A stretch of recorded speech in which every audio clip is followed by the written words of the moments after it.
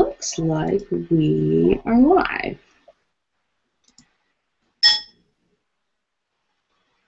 You know what, Amy, do you have any earbuds handy? Yes. I think that might help. Okay. And I'll just tell people in the chat that they can push play.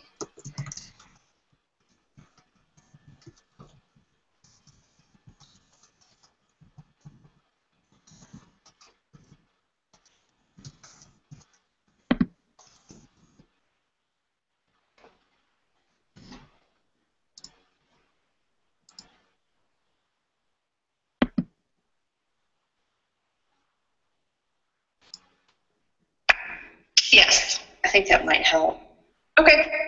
Okay, cool. And I'll just tell people in the chat that they can push play.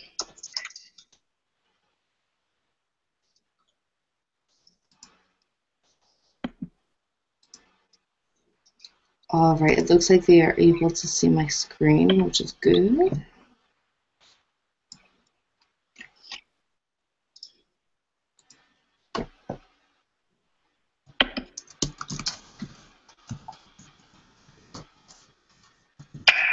Yes. I think that might help. Okay. Okay, cool. And I'll just tell people in the chat.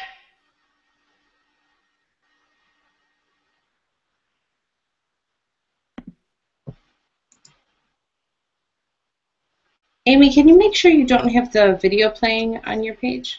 I don't. It was the Google Hangout. It was the Google page started playing. Oh, I was going to say. I'm like, what? Heard an echo or something. I swear she just said that like 3 times. Mm-hmm. Okay, so just want to make sure people here can get things going. Okay, Danielle says yes. And Jessica says yes. Rock and roll. Well, I am Heidi Thompson, and I'm here today thanks to Amy. Thank you, Amy, for inviting me to come on today. Absolutely. And I've got some good stuff for you guys. This webinar is all about booking more weddings and the 4 steps to finally attracting more couples and booking more weddings. So I have a question for you to kick off. What if instead of struggling to book weddings, you could attract all the couples you need? And I want you to know that's not just a distant pipe dream. You can strategically achieve it. But what would it be like?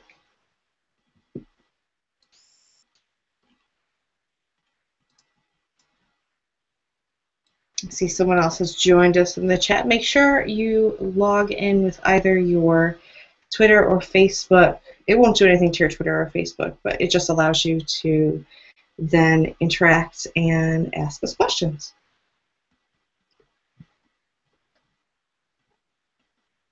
Oh, Jessica says that the sound just went.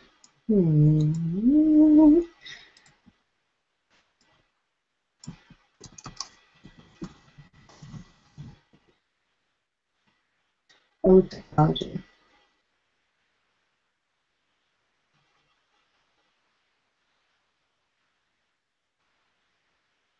Just make sure we get back on track here. Perfect. All right. So, like I said, it's not impossible to, instead of struggle to book weddings, attract all the couples that you need. It's very possible. You just have to know how to do it, right? So let's go over what you're going to learn today. You'll learn the one key difference between wedding businesses that struggle and those that thrive. You'll learn the 4-step process to booking more weddings. You'll learn the foundational piece that most wedding professionals neglect and that can actually render your marketing useless. You'll learn why blogging is so important and what you should write about and how to make turning potential clients into paying customers a whole lot easier. That's a struggle I hear a lot of people having, so I know that it's a common one.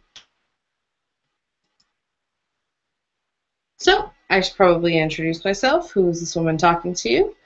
I am Heidi Thompson. I am an American, as you can probably hear, living in the UK. And I run a business called Evolve Your Wedding Business. And I'm all about helping wedding professionals, just like you, live freer lives courtesy of your business. I think that it's crazy to think that you have to be a slave to your business, and that learning how to market well can actually free you from that. So a little bit of backstory how I got here. In the US, I started off in event planning with nonprofits like the American Red Cross. And that is where I completely fell in love with planning events and with marketing those events. And by an awesome chance, I ended up becoming an assistant to a wedding planner. Now, I have to give credit to wedding planners because I am not cut out for it. It's too much stress on the day. But I learned a lot about weddings and the wedding industry, and I totally fell in love with the industry. It's one of my absolute favorite things. So I moved to the UK, and I worked in some marketing jobs. I was the director of digital marketing at Sendable, which is a social media startup in London. And I worked as the head of digital marketing at the University of Cambridge English as a second language department. So I was working with people from literally just about every country in the world, which was awesome. But I found I really missed the wedding industry. So I started looking around, and I noticed that there was this gap, at least in the UK, between what was being offered in the media, in the wedding media, I should say, for couples, and what couples actually wanted and were actually doing. So I decided to create the Alternative Wedding Fair to bring together quirky, fun, and different couples with quirky, fun, and different wedding vendors. And it was a huge success, but I found that I was spending a lot of time coaching the exhibitors on how to best market to these leads that they now have and how to turn them into customers. And that's when perhaps the most obvious thing in the world hit me, that not everybody studies marketing in their spare time like I do. So that's when I knew that I had to do something about this. I love this industry. I love marketing. So what better than to put them together and focus on helping wedding professionals with their marketing. So a little bit of what I've done and where my expertise has been featured. A couple places like Wedding MBA, Rock and Roll Bride, Photo Business Tools, cake coaching, book more brides, and this is all a product of me knowing how to market myself well. So like I said, there is one key difference between wedding businesses of all sorts that struggle and those that thrive. And it's that those that struggle have not adapted to the new world that we're living in. And in case you haven't noticed, things have changed a lot. It wasn't really that long ago that all marketing was outbound. And by outbound, I mean shouting at you through a megaphone, either through your TV or radio or coming to your house. And that people could only be reached in those few different ways. So search engines, blogs, and social networks came about and have fundamentally transformed the way that we all purchase products and services, which is great, but the problem is that most wedding businesses are still using the same old, outdated and inefficient marketing methods, and they're not working as well as they used to. Inbound marketing, on the other hand, brings clients to you like a magnet instead of you having to chase them around, screaming at them through a megaphone. And just think about it for a moment. When was the last time you actually bought something from someone based on an outbound marketing tactic, like a cold call or an ad or a door-to-door salesman? Personally, I can't even remember when that was. This is just a graphic to illustrate what I mean and the differences between outbound marketing and inbound marketing. Outbound marketing is just screaming and interrupting, oftentimes, everybody and just blasting them with your message in the hopes that someone somewhere will get in touch with you and want to work with you. Whereas inbound marketing focuses on becoming a magnet, not just for people, but for your people, for your perfect people that you want to work with.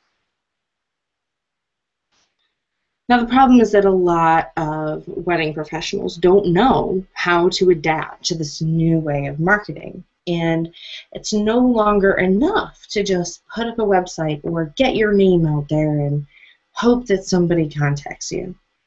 Because hope isn't a strategy.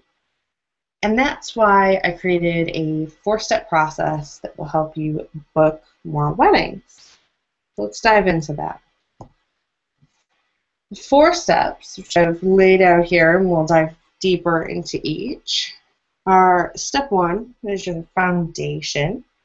Step 2 is building a blog that draws customers in like a magnet. Step 3 is getting couples salivating over the prospect of working with you. Step 4 is getting couples to say I do to you.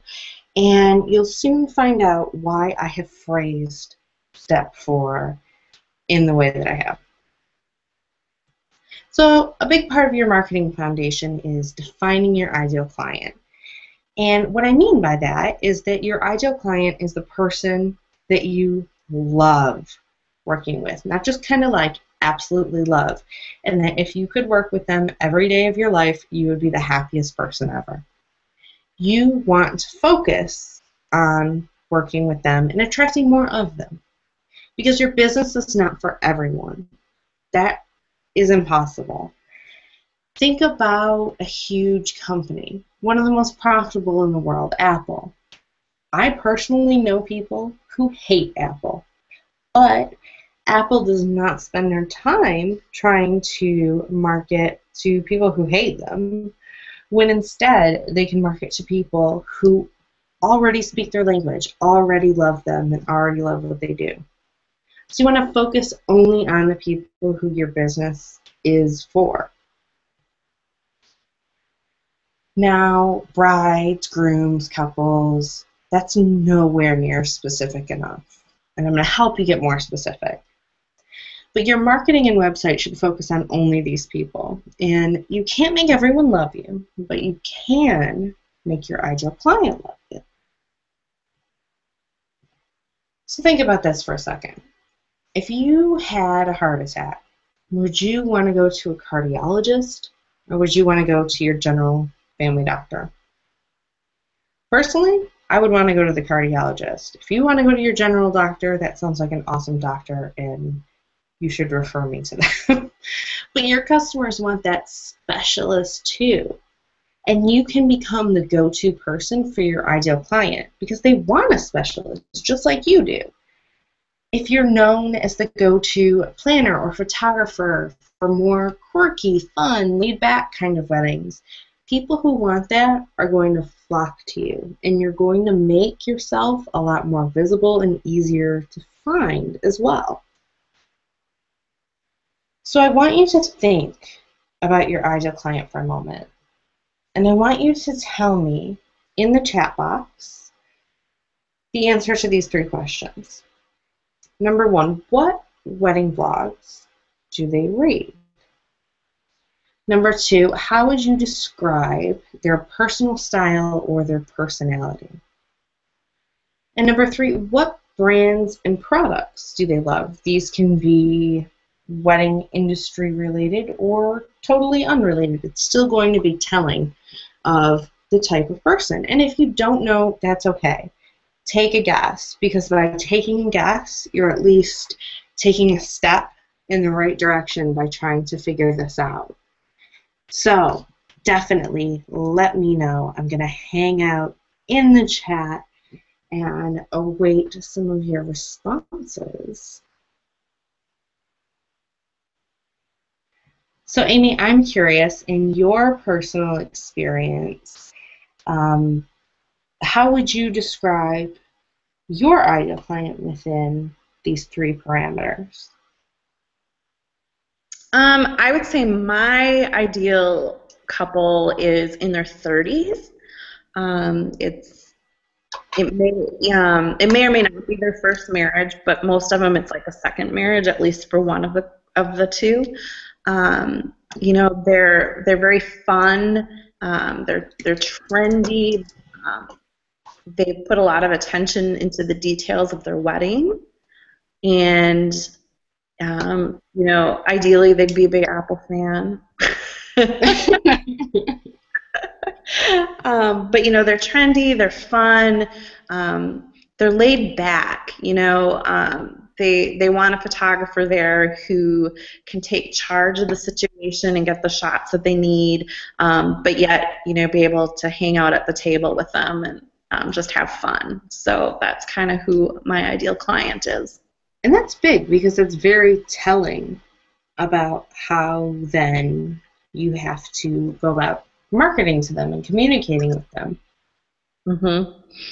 Because you don't want to go at them with a very formal type of language if they're just not that kind of person. Right. Are there any specific blogs, magazines, anything like that you've noticed that they read, or anything like that they have in common?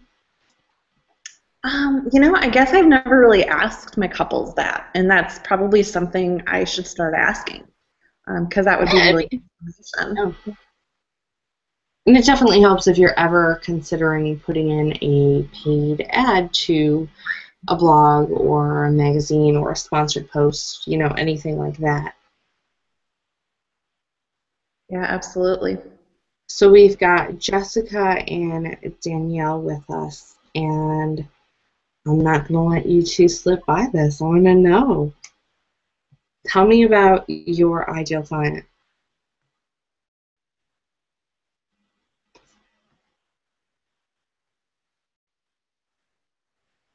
And you saw in that first couple of slides some of the places where I've been featured. Well, guess what? I engineered it in that way. I pitched guest posts to those blogs because I know that the people who I'm trying to reach read them.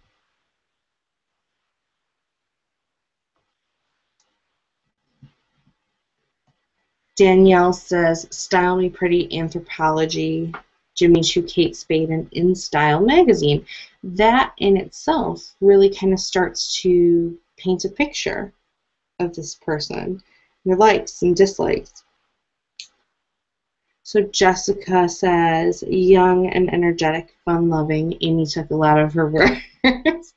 She loves rustic style brides who do a lot of things themselves. And I would think they are on southern weddings. Nice.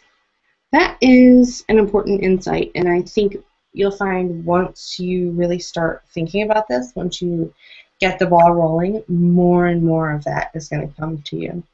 Heidi, one thing I had worked, I coached with a client, a photographer, and her business, she was marketing, like trying to attract people who were into horses. She did weddings and seniors, and so she was really trying to attract weddings that had a horse involved in the wedding. And then seniors, high school seniors who had horses. So I that just popped in my head as like a super specific client attraction. That's so funny. I was talking to somebody the other day who told me they did equestrian and wedding photography. And at first, that didn't make sense to me until she told me that her couples are the type who read Southern Living and they probably own a horse. I'm like, okay, awesome. So then you can work with them twice.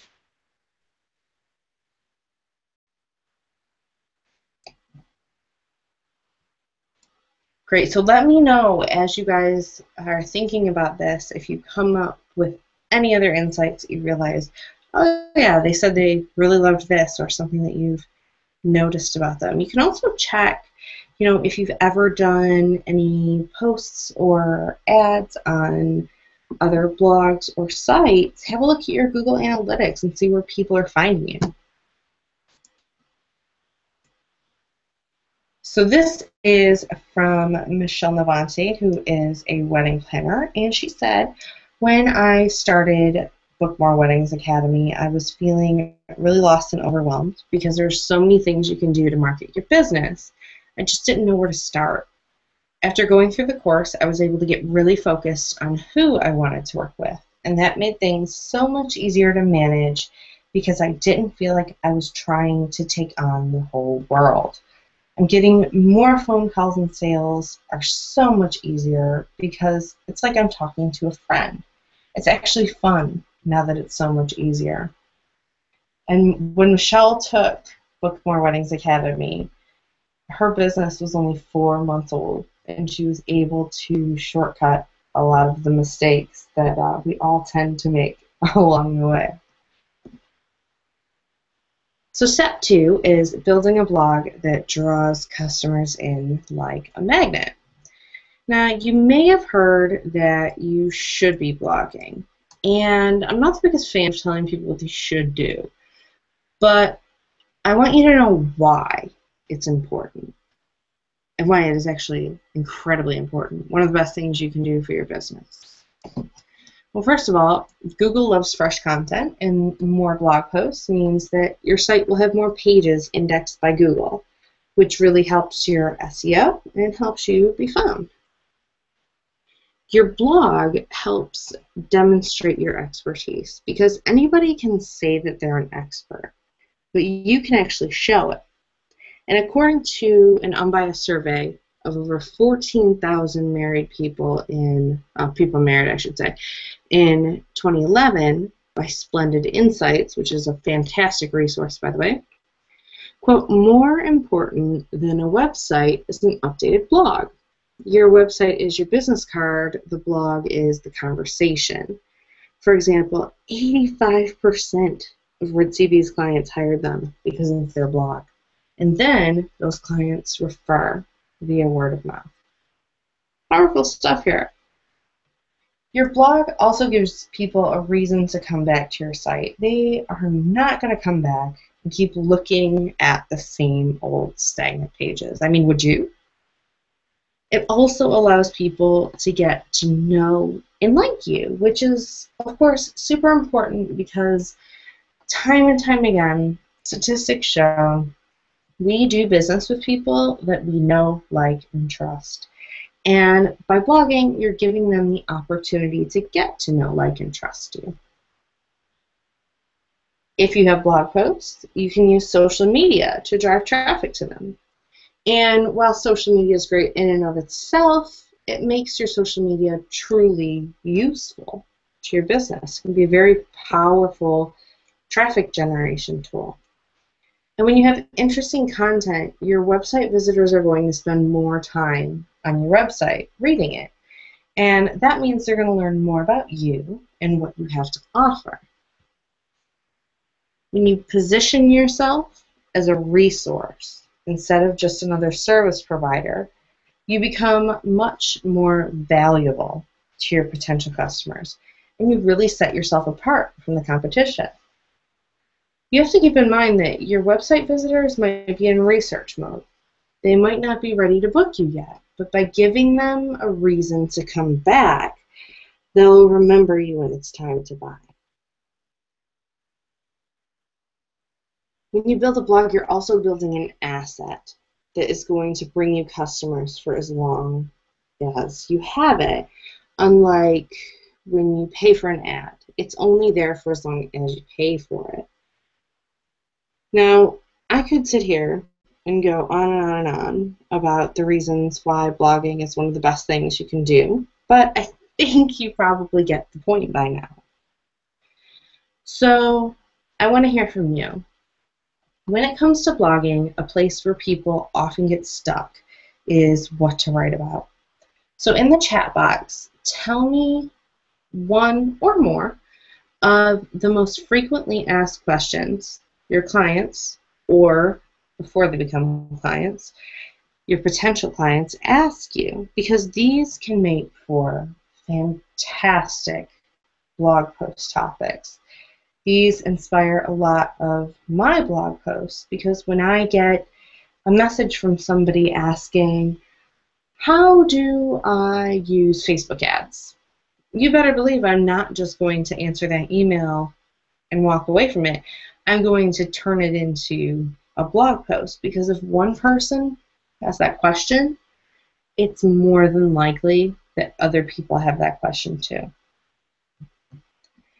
And like I said before, you want to position yourself as a resource. And by putting out this kind of helpful content, you're marketing to them while you're building a relationship with them.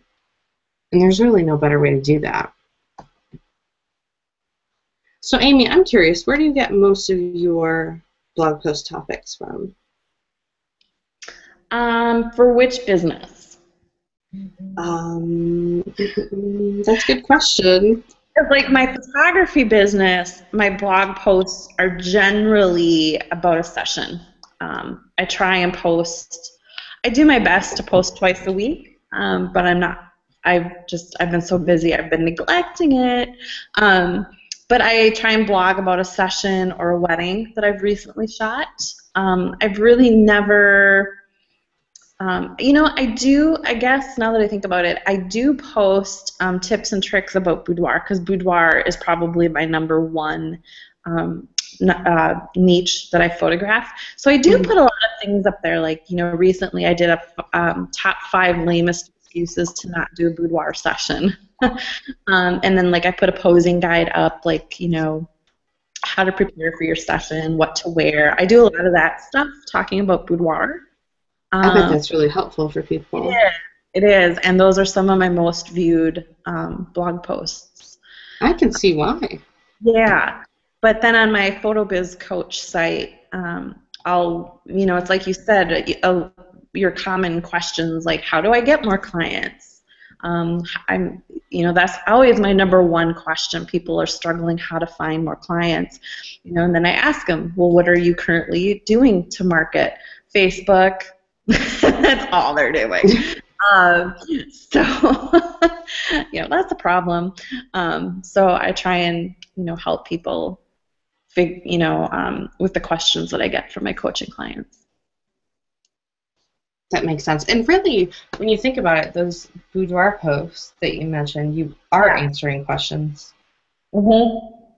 Whether they're asked questions or unasked questions. Right. Like my top 5 lame excuses, one of them is I don't want to get naked in front of a stranger. And it's like, well, you don't have to get naked. People have this perception that you have to get naked for a boudoir session, and you absolutely don't. Like, you can wear whatever you are comfortable with. So that's great that you're like crushing that objection right there. Yes. It kind of overcomes some of because people have preconceived notions in their head of what a boudoir session is, and so I try to debunk the myth, so to speak. That makes sense. That's smart. Danielle just asked us, what if you lead a very different life than your clients and find it hard to write about things that are interesting to them? I have 3 kids, married, over 40. I wear Payless, not Jimmy Choo. I could not afford myself, and I think that is very common, actually. I know plenty of photographers who would not pay the prices they charge. But it isn't necessarily writing about things that are interesting to them, as in you're becoming like a lifestyle writer. It's, answering questions that they have about this process they're going through. So let's say they're getting married. So a photographer is just part of that. So there are plenty of questions that go along with that. How do I stand so I don't look stupid in my wedding photos? Everybody's concerned about looking fat, looking stupid in their photos. But then there are other parts of it, like, do I need a wedding planner? What is the timeline here? How should I be going about putting all of this together? How do I find my venue? And the awesome thing about when you write these sorts of posts is that when somebody is searching for that, they're going to find you. And they're going to see, awesome, this person just gave me the answer I needed. And hey, look, they offer a service that I could really benefit from as well. So I hope that makes sense. Amy, do you have anything to add there? Yeah, and I was gonna say, you can highlight, like when you're blogging about a recent wedding that you shot, and like let's say they did have the Jimmy Choos, you can highlight that. Like, in my blog posts from weddings, I always try to link all the vendors. So like if they bought their dress at a local wedding shop, I'll link that vendor, and I'll link the venue, and I'll link, everything about the wedding. And so I think just being able to show that that's showing that you're capturing what your potential client wants. Does that make sense? Yeah, I would say they just need to identify what you're putting out there. That doesn't necessarily mean they have to identify with you, Danielle, the mom, and be your best friend. They just have to identify with your work. One other thing I'll add, I once had a client, it was a boudoir client, and she asked if she could bring wine to her session. And I'm like, sure, I just suggest you stay away from red wine, and, don't have too much wine because it can make your face turn red. And so she showed up with a bottle of wine and a box of chocolates for me because she read on my About Me page, I list a bunch of fun facts about things that I like, and I like, red wine and chocolate. And so she brought it for me. I was like, oh my gosh, this girl doesn't even know me. Listing some fun things on your About Me page, maybe you do like Jimmy Choo shoes. Just because you can't afford them doesn't mean you can't like them. That's true. Yeah. It's on your wish list. Jessica just asked, I get questions from other photographers about how do I get second shooting jobs right away after relocating to a new area, which my family has done 3 times this year. But just restarting out, I'm not getting client questions to really blog about, so I'm kind of stuck in a rut of starting over again. Jessica, in that instance, I would start writing about well, you've worked with people before. You know the typical questions, and they're usually pretty universal. But you can link them to something local. So you could do a review of a local venue, or something that ties it to the area so that it'll make it easier for people to find you. In addition, I mean, if you have other photographers coming to you for this, that could be a potential, secondary revenue stream for you. That's something you could even put on autopilot. You could write an ebook about it. What are your thoughts on that, Amy? Yeah, I think if you have experience, so it sounds like she's saying she's moved her 3 times in the past year. Every time you relocate, it's kind of like starting over, but you still have the experience that you've brought with you. So definitely trying to get in as a second shooter because you have plenty of experience. You can show them your portfolio. It's not like you're a newbie, you're just a new person in a new city. So, and I say go forth with that confidently. The more confidence you exude, the more those other photographers are going to take you seriously. And I would say this time, when you're restarting, document what you're doing and what's working and what's not working. Because you could so easily turn that into some sort of information product for photographers because you are not the only person who's been in No. that position. And if someone could hand you a guide of like, hey, this is what works and this is what doesn't work, wouldn't that be amazing? Yeah, I have worked with so many women photographers who had to relocate because of their husband's jobs, like Mm-hmm. numerous times, like big moves. So yeah, that's a brilliant idea to take all your observations and turn it into some sort of guide for other photographers. I think that's Yeah, that's valuable information. All right, let's keep moving. So we're on to step 3, which is getting couples salivating over the prospect of working with you. Every part of your website influences your sales, so that means that the way you describe your offers can either increase or decrease your sales. Now, every page needs to be working for you, and that means every page needs a purpose. Every page needs to be getting people closer to the sale, and that's from your About page to your services page to your contact page. And testimonials can actually do a lot of the selling for you if you use them properly. So the biggest mistake that people make when asking for testimonials is just emailing somebody, their clients, and saying, hey, could you write a testimonial for me? Because if they don't know what you want, that is the most open-ended question ever. They have no idea what to write for you. And they're going to want to help you out, of course, but they might just put it off instead of asking because they might feel stupid. So instead, send them some questions to answer. That might be a list of questions like, how did you find me? Why did you choose me over other photographers? Um, what were you nervous about? And let's say for boudoir photography. And what was the actual experience like? And what types of people would you refer me to? Then you can use their answers to craft your testimonial, like your paragraph style testimonial. Just submit that back to them, ask for their approval, have them read it over, and get a photo to add to it. I cannot tell you how many photographers don't attach a photo to their testimonials. It's like, you have the pictures of them. It's important because online we're all skeptical, and anybody can just write a testimonial.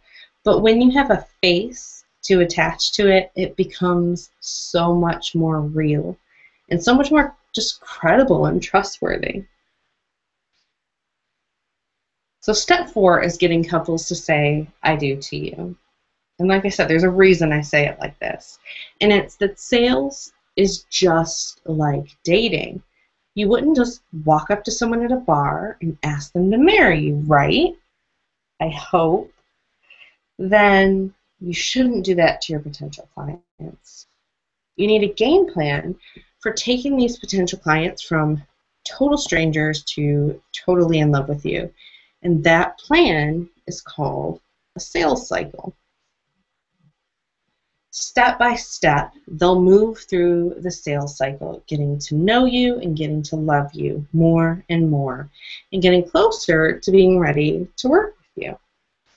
Now, the real beauty of having a sales cycle like this is that you can systematize it, so it's simpler to make sales. And there are a lot of parts that you can put on autopilot. That means even during your super busy season, there can be people moving through your sales cycle without you having to do a thing. You can ultimately leverage your time here. And when you have a sales cycle that turns potential clients into paying clients, you can focus on bringing in leads and doing the work that you started this business to do. You can then refine it over time so you're only focusing on marketing where you generate the most leads. And that's going to make your marketing and your life a whole lot simpler. So this is a little graphic I made of my sales cycle, just kind of in a nutshell. So we'll start in the top left where a prospect discovers me and visits my website. Then they see one of my free opt-in offers. That can be a video, a PDF, and anything in exchange for your email address. Then the prospect automatically gets what was promised through my email tool. And then the prospect enters into an autoresponder series. And if you're not familiar with that, all an autoresponder series is a set of emails that you wrote ahead of time and set to go out automatically in whatever intervals you like. And they help build trust and credibility. And in mine, I include all sorts of helpful content, like my blog posts, but also opportunities to work with me. Now, after the autoresponder series finishes, my prospects just start getting my weekly emails with my blog posts and opportunities to work with me.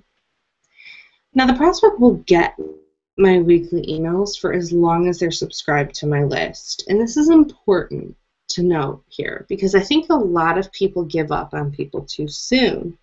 There are people on my list who have just decided to work with me and have been on my list for a year and a half.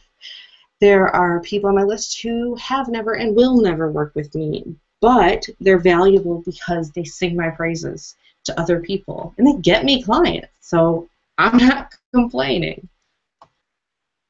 This is another visual just to show you kind of moving through this dating process. So at the very beginning, the prospect doesn't know you exist.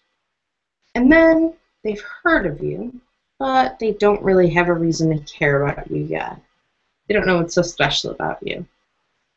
Next, they've heard about you, and they're slightly interested in hearing what you have to say, might look a bit more into you. Then they're going to compare you to competitors more than likely, and then they're going to become a customer. As you can see, we could probably draw a similar diagram for what our relationship is like for getting married, or what any relationship is like from beginning to end. So this is a big topic, and it's just the tip of the iceberg, but I want to give you something really actionable. So think about what a prospect needs to know before they book you. What pages on your site do they need to see? What questions do they need answered? Of course, you can address this in your blog. Amy was saying for boudoir, well, first we would need to get over those preconceived notions. The idea that you have to hang out naked with a stranger. Then we can move to showing them what's possible, showcasing some different clients. Then we can move to, well, what do you actually wear, and how does it actually work? What is the experience like? How do you pose? All that sort of stuff. What do your prospects need to know before booking you?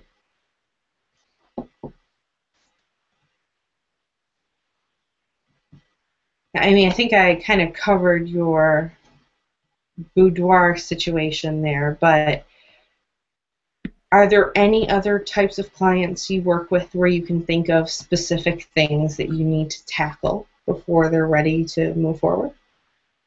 I think in general, any type of session, what to wear, how to plan for your session, what to expect. Yeah, what to expect, how the session will happen. That's my big thing, setting expectations. Like with a wedding client, how long will it take till they see their pictures? How will the pictures be delivered to them? Do they get digital files? Do they get an album? What do they get? And how that whole process will work. Do I pick the pictures for my album, or do you pick the pictures for my album? We get in this mindset that we've done this over and over and over and over. We've done hundreds of weddings. We know the routine, but this bride and groom have probably never done this before. Yeah. And so we really need to hold their hand, and tell them step by step what's going to happen. We have to help them set the timeline for pictures because they don't know. They don't know we need 2 hours for formals instead of like 20 minutes. So it's really, there's a lot of questions you can answer about your wedding and the services you provide. And I think a lot of us don't do a good enough job of making that clear. Yeah, that's something I've heard referred to as the curse of knowledge, and it's exactly what I was experiencing when I realized that, hey, not everybody studies marketing. Of course, everybody knows all of these marketing principles that I know. Actually, not. It's because I was doing it every single day, I forgot. And it's the Yep. same situation. And these people, this isn't like a typical purchase. This isn't something you do every day. It's not going to the grocery store. So I think that's a good point that you made, Amy, about walking them step by step and guiding them through. Because a big part of really making sure the customer has a good experience is managing expectations. Absolutely. Usually when you butt heads, it's because expectations didn't align. Yeah, and personally, I think having your pricing, and I know pricing is like this huge debate to have it on your website or not have it on your website, Mm-hmm. but I think it's important to at least have a starting point on your website. Like packages start at $2,000, or we can customize a package specifically for you, or however you want to word it. But I think it's important that if they come to your site and you're $5,000 and they don't have that in their budget, that they know that. I think there's no sense in wasting both your time if you might match in your budget. I agree. Danielle just asked in Prospect Discovers Me, and this is a very good question. So for me, is that Google search, Facebook, Pinterest? So this is where blog posts are really important because you can share your blog posts out and give people a reason to come to your website, whereas you can't really share your homepage and convince people that there's a good reason to come to your website. Do blog posts take a few weeks to be indexed? It varies. It depends. Google has an algorithm of how often they come back to your site, but the more often you publish, the more often they come back. So people find me from a variety of different places, and I do keep an eye on that, but really the way I put myself out there is through my content. I create content that is both likely to be found in search engines, and it's going to be valuable when I share it on my Twitter or my Facebook. People are actually going to want to read it. So when it comes to initial traffic, it's kind of like a cart before the horse sort of thing. I would ask, do you really want to be sending traffic if you don't have a way in place of capturing that lead and help nurture them and turn them into a customer? Let's see, Jessica says, I recently changed my say starting at and then get on the phone with them and discuss my pricing guidance information to get them hooked on my photos and want to work with me. Nice. I think you have to have a starting, well, I guess you don't have to do anything, but I think it helps because you're going to get people who want everything for nothing. And if you don't have anything listed, they're probably going to be like, it's worth asking, which of course takes up your time.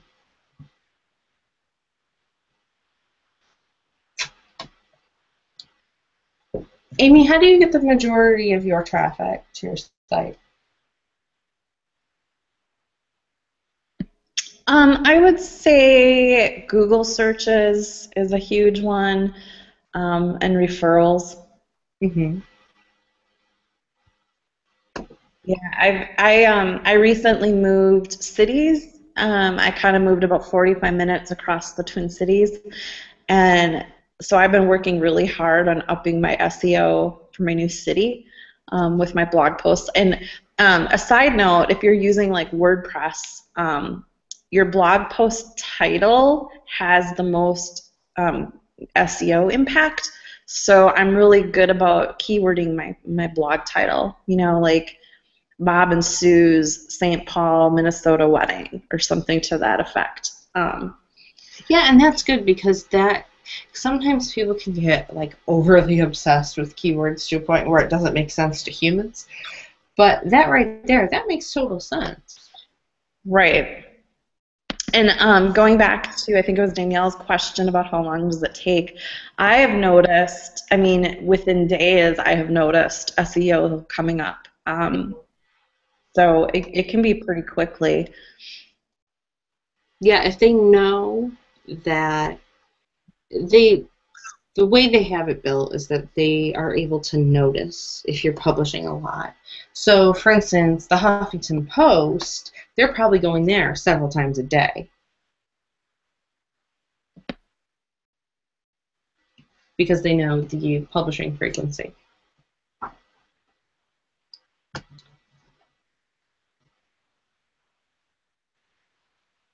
I hope that answers that.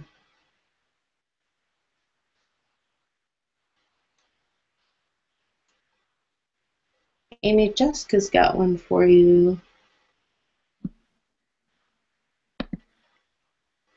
Yeah, I see hers. I think she's referring to my comment about the title. Yeah. Um, from everything I've learned, the title is one of the most important components of the SEO. Like it scans that first before the body of your text. And I've also heard that like bolding or underlining is also like Google would pick up on that before just the plain text. So like I will try like as I'm writing the post, I'll say I photographed Bobby and Susie's beautiful wedding, and like the wedding, or photographed wedding, I might highlight that as bold. You don't want to overdo it, but just have a few things within your post that are bolded and underlined. That's what I've been told in my SEO training. I am no expert, but it seems to be working for me. So. Awesome. Jessica also asked, should she go back and rename some older blog posts? And I would say the ones that it wouldn't be misleading. Right. Because if it clearly didn't take place there and you're changing it, that's not going to help you. I also, when I moved, I asked that question of my SEO people, and they said it might not really help because it's older content, and Google looks at new content first. Yeah, the fresher the better. Yes. All right. So, do you see how powerful having a sales cycle like this could be if applied to your business? Just imagine having the confidence that comes with actually being in control of your marketing and sales process instead of kind of flailing through it like so many of us do. So just some results here. Ross, who is also a photographer, said, when I implemented what I learned from Heidi, I found a lot more people were getting in touch with me via my website. Using the process I learned in Book More Weddings Academy, I was able to turn these people into warm leads and then into physical in-person consultations. Sounds a lot like dating, doesn't it? And he continues on, when you focus on marketing to them over time, you've built a really good level of trust with them by the time you sit down with them. They already feel like they know you, and that makes your job a lot easier because you don't have to go into a hard sales pitch. This is Jacqueline Campbell. She runs a cake business, and she said, Heidi's Book More Weddings Academy helped me figure out exactly what I was doing wrong in my marketing and exactly how to change it. After going through Heidi's course, I now have confidence in my sales process. I no longer feel like a cheesy salesman, and I'm actually converting more leads into sales. Email marketing is now a very big asset in my business and has been instrumental in booking more clients. Heidi taught me how to blog properly, and now I'm coming up much higher in Google search rankings than my competitors.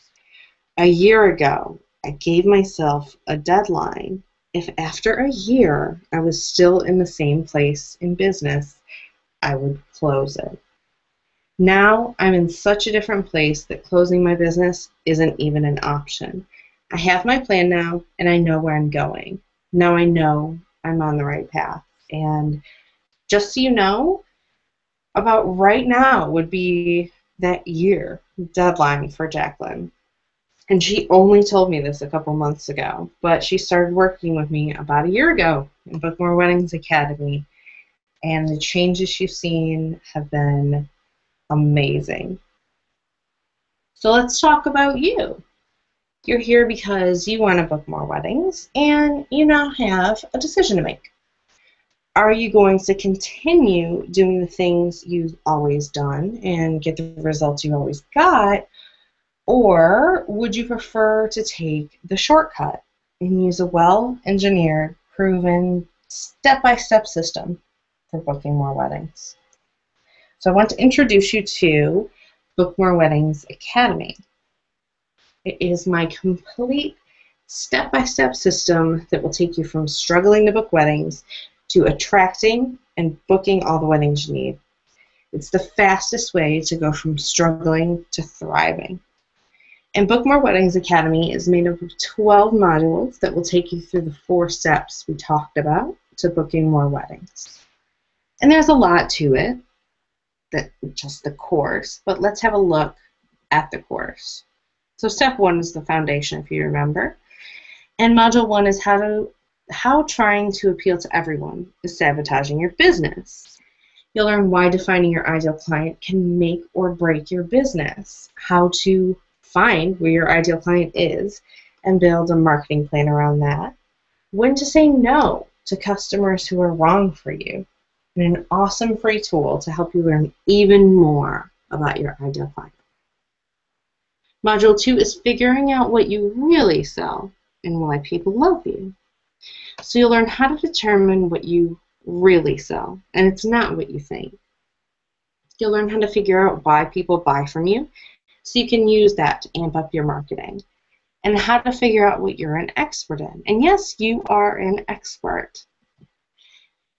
You will learn how to use that expertise to set you apart from the competition. Module 3 is setting yourself apart from the competition and thinking collaboratively. And in this module, you'll learn how to figure out what exactly sets you apart from the competition and how to use that difference in your marketing so that your competitors don't stand a chance. How to analyze your competition and identify potential partners. Module 4 is how to use the KLT factor to book more weddings. So you'll learn what the KLT factor is and why it is so important to your business. You'll learn exactly how you can use it to book more weddings and how you can use your own superhero origin story in your marketing. Now, step 2, as you might recall, is building a blog that draws customers in like a magnet. And there are 2 modules here. Module 5 is building a blog that draws customers in like a magnet, part 1. And you'll learn why this is the most important thing you can do for your business, how to smash through any excuses you might have for not blogging, how the location of your blog can affect the impact it has on your business, and we'll go deep into what to write about. In part 2, you'll learn how to create your simple blogging strategy so you don't fall off the wagon. You'll learn how to write great posts, even if you don't think you're any good at writing, and how to get your blog posts in front of your ideal client. It's all good and well that you wrote one, but you want to get it in front of them. And you'll learn how to measure the success and impact of your blog posts. Step 3 is get couples salivating over the prospect of working with you. And in Module 7, it's all about how simple tweaks in the words you choose can increase sales. You learn how to improve your sales by tweaking your website copy, the words you choose to describe your offers. How to demonstrate the value of what you do so you get fewer price shoppers and people are happy to pay what you charge. How to describe what you offer in a way that gets your potential clients excited to buy. In Module 8, which is how to get couples drooling over the idea of working with you, you'll learn how to prove that you're a credible professional that they can trust and not some weird fly-by-night amateur that's going to take their money and run. You'll learn how to get testimonials that do the selling for you and how to get referrals from your customers. And to learn why you need a great FAQ page and exactly how to create one. Finally, step 4, getting couples to say I do to you. In Module 9, you're going to learn how sales is just like dating and what that means for your sales cycle and how to define your specific sales cycle for your business, how to systematize it so it's easier to make sales, and the simple changes you need to make your website to turn it into a lead generating machine. You'll also learn the best tools and tips you can use to generate more leads. Module 10, which is all about lead generation or how to rock the first date with your customer. You learn how email marketing can turbocharge your sales cycle. And if you're not the techiest of people, that's okay. I'm going to show you exactly how to set it up so you can start collecting leads and what to offer in exchange for your potential client's email address. And you'll learn how to promote your offer so you can build a list of people who are interested in working with you. Not just a photographer, you. Module 11 is all about nurturing those leads and making the sale, or go from casually dating to saying I do. So you'll learn what to do with all these leads you're bringing in, how to demonstrate how awesome you are while providing value through your email autoresponder and your regular emails, and then how to convert your leads into customers and loyal advocates. Module 12 is measuring your success, and you'll learn how to track where your customers are coming from so you can focus your marketing on just those sources, how to determine your best traffic sources, and then what to do with that information, how to determine what your most popular content on your blog is so you can do more of what works and less of what doesn't. So like I said, it's not just the course. You do get lifetime access to all 12 modules, a private members area to access and download all of the materials. You get 6 group coaching calls where I will answer your specific burning questions and help you get past any stumbling blocks and make sure that you succeed. And I've just added another call onto this at the very end of the course to make sure that you are good to go. You'll also get recordings of those group coaching calls. So if you can't make a live call, all you have to do is submit your question in advance and then listen to the recording. And then you'll get access to the members-only Facebook group where you can connect with your fellow students and alumni, ask questions, share your challenges, and swap success stories. And the value of that is $1,997. But you're not going to pay that much. And because I want you to just punch this overwhelming struggling in the face, you're going to get a couple more bonuses. You'll get my super simple blogging system. Have you got the idea, like simple? It's a full play-by-play of how I produce, distribute, and email blog content to my list. And you can watch every step over my shoulder in real time. You'll get the Wedding Marketer's Toolkit, which is a complete guide of every system and tool I have running in my business. You'll find a how-to for each of my favorite tools, including Hootsuite, Evernote, and my personal best friend for life, Buffer. So if you're wondering how to get the word out about your shiny new blog posts, you'll get your blog promotion checklist, and that's going to give you the rundown of everything you need to know about promoting your blog posts, from how to get them in front of your ideal client to how to automate a lot of that and make your life easier. Lastly, you'll get my productivity hacks handbook because a lot of people struggle with time and productivity. So you'll get my favorite tricks and tips to kick procrastination into the backside and make the most of your time. All in all, you'll walk away with a proven system in place that brings in new leads and helps turn them into customers for you, a clear picture of who your ideal client is, what they need, where to find them, so you can focus on attracting them and only them. The confidence that comes with being in control of your marketing and sales process. A sales process that is so much simpler and easier, and that means no more hard sales for you. The confidence in where you should focus your time and your money. The know-how to measure what works, so you can do more of what works and less of what doesn't.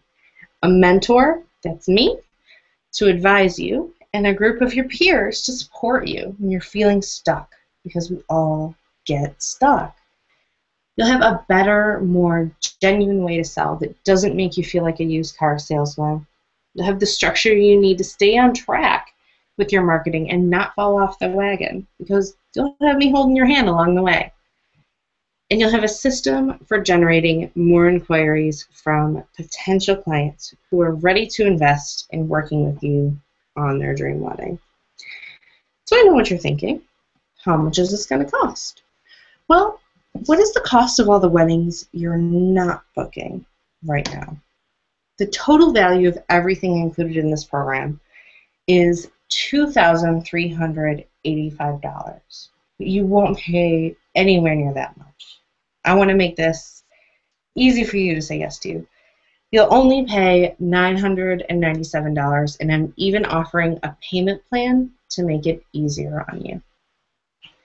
You'll recoup the cost of this program in no time and find that it pays for itself time and time again over the lifespan of your business. And for many of you, that's going to be 1 or 2 additional weddings you need to recoup the cost. That's it. You're going to have something that works for you forever. I'm also offering a 100% money-back guarantee. If you join Book More Weddings Academy and you decide that it's not right for you, that's okay.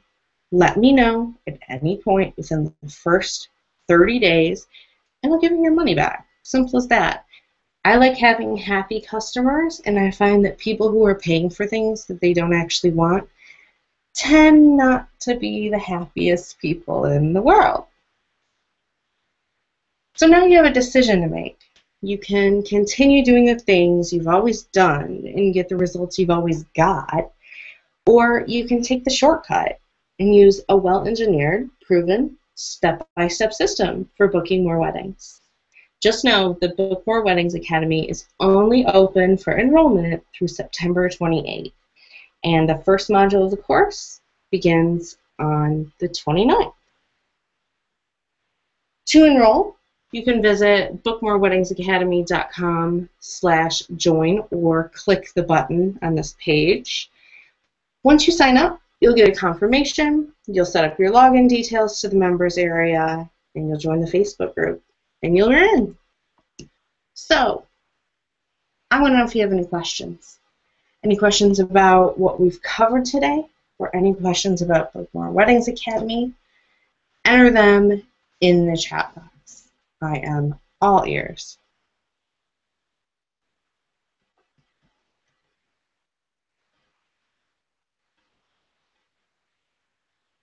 Oh, Danielle, I know how that can feel when you have to do things like that out of desperation.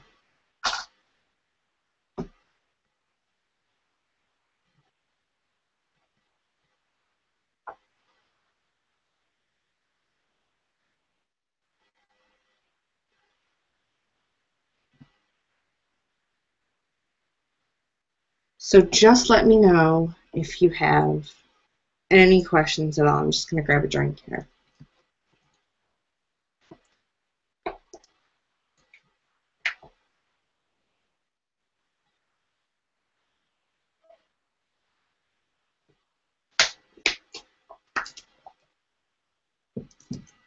Amy, is there anything you want to ask or have me cover? Anything unclear?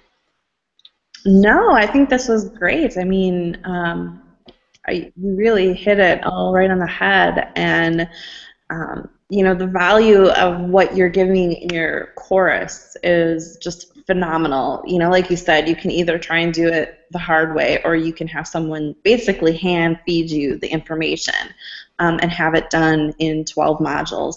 Um,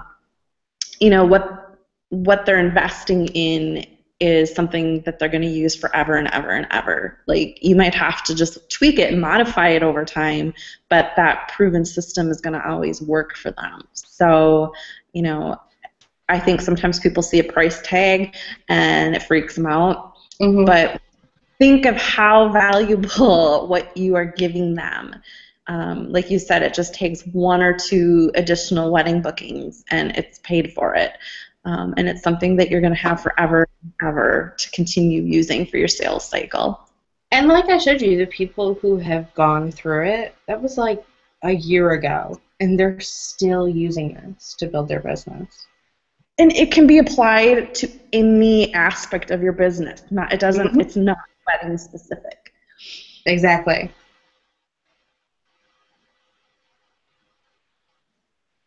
And there is a payment plan. Jessica says she's definitely going to check it out. There is a payment plan on that page, if that does make it easier for you.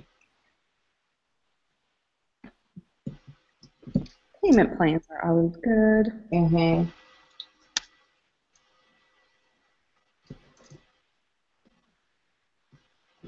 Sometimes they just make it feel more manageable. Right. Well, Heidi, I just wanted to thank you for taking the time to join me in chatting with my tribe. I'm definitely going to get this replay out to everybody, so anyone who wasn't able to join us in live time can still watch it. It's really valuable information. Great. Well, I'm so happy to hear that from you. I always just want to make sure that things are useful and helpful and actually provide a genuine benefit. So thanks. That means a lot. Yeah. Thank you so much. I appreciate it. It's always great chatting with you. Well, I will wrap up the webinar side, and I will just hang out in the chat for a little bit longer in case anyone has any other questions. Great. All right. Thanks, Amy. Thank you. I'll see you later.